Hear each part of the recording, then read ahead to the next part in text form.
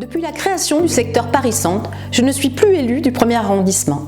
Mais je reste pleinement et passionnément engagée pour défendre, pour faire connaître et pour faire valoir les préoccupations, les besoins et les attentes des habitants de notre quartier, ainsi que des divers acteurs économiques, associatifs, culturels et qui le font vivre.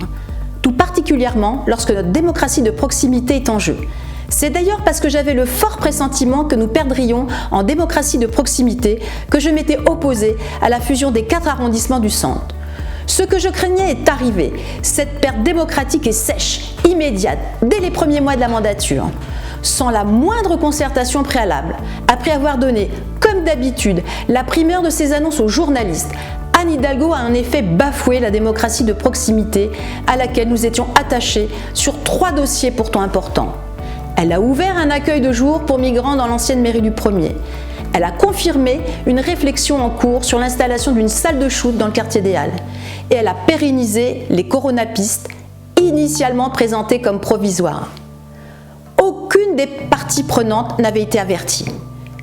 Ni la préfecture de police, ni la crèche, ni l'école primaire, ni le musée en herbe de la rue de l'Arbre Sec, ni la crèche Rambuteau, ni les associations de commerçants, ni bien sûr les riverains.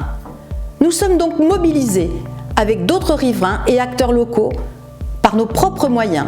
Nous avons alerté, nous avons interpellé, nous avons pétitionné.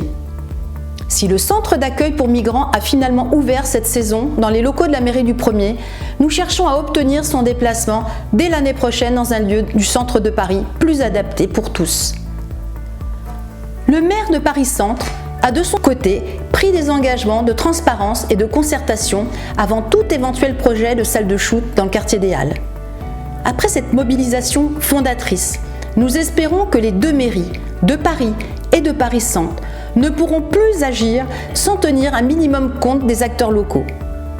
Je poursuivrai cet engagement militant avec vigilance et exigence pour faire vivre la cause de la démocratie de proximité dans le centre de Paris, notamment sur les enjeux du sport, de la mobilité et du stationnement. Vous pouvez compter sur moi, vous pouvez compter sur nous.